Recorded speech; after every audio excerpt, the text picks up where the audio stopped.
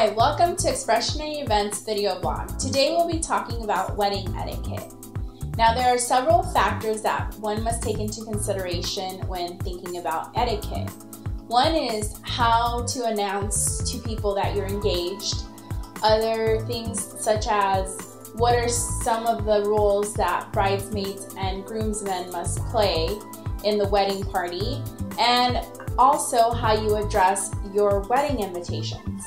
So first we're going to cover how to announce you're engaged. First of all, the bride and groom should take the parents and let them know right away as soon as they're engaged. They should be the first ones to know. So whether it's taking them to dinner, taking them, out on a stroll, calling them over the phone, and with technology nowadays, you can even Skype them if they're in another country or in a different state. To let other people know, it'd be a good idea to, one, call every single person, which might take a while, or you can have a huge engagement party or a small gathering to let them know that you are engaged. The second thing that we'll be covering is some of the roles that bridesmaids and groomsmen as well as ushers should play in your wedding and what type of etiquette they should have to abide by. So now we're going to cover some of the etiquette and roles that the best man and maid of honor should be aware of. The best man should pick up and return all formal attire rentals. He should ensure all men in the party have proper attire. He should make sure that the groom has the marriage license. He should assist the groom on the wedding day with anything he may need. He should arrange transportation for the reception. And he should be the one in charge of proposing the first toast to the couple at the reception. The maid of honor should help the bride dress and keep her on schedule. She should assist her with the bouquet, the veil, and her train, if she has one, and also assist with packing for the honeymoon. Ushers, there should be one for every 50 guests. They are in charge of escorting any single females, and they are also in charge of distributing programs and giving directions to the reception to any of the guests.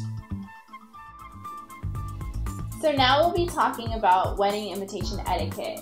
This is just going to be a brief overview. We will do an extensive overview of invitation etiquette in a later blog, so please stay tuned.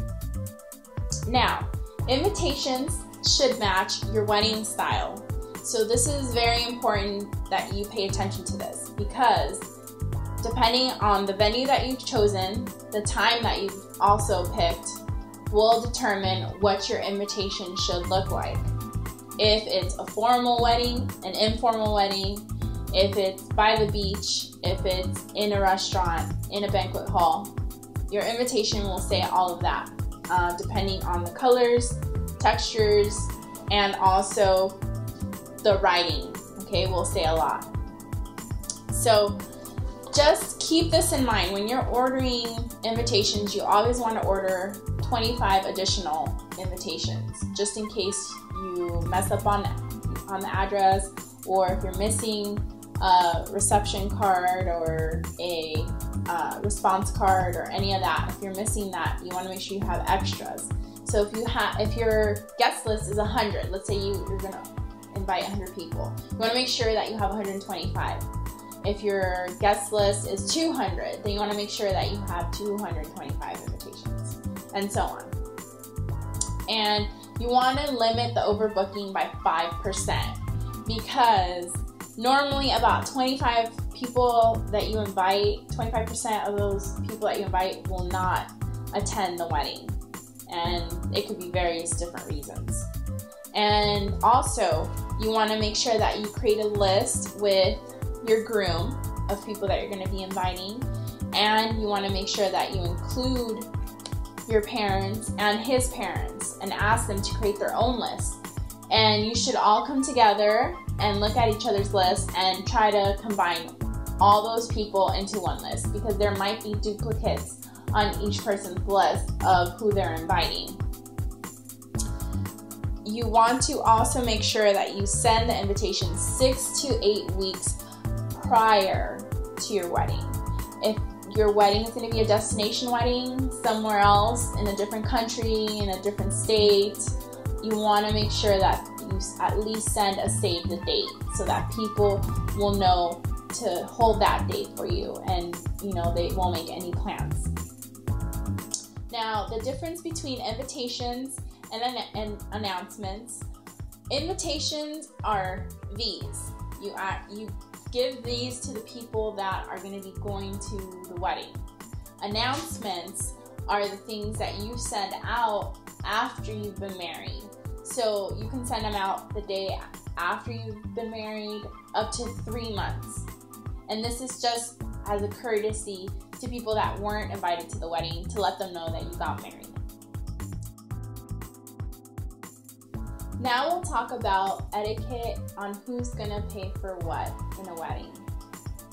Traditionally, the bride's parents would pay for the wedding itself, and the groom's parents would pay for the rehearsal dinner. Now things have changed a lot, so traditions have also changed. Many couples are now older, they're more settled, they have their careers established, so they're able to pay for the wedding themselves.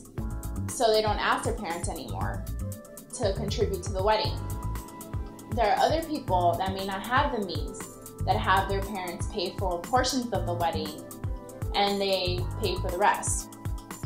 Generally, you just want to make sure that you make the most sound decision as far as financials go. You want to make sure that you thank every single person that's helped you in any way, whether it's monetary or not. Now I want to speak a little bit about the rehearsal dinner.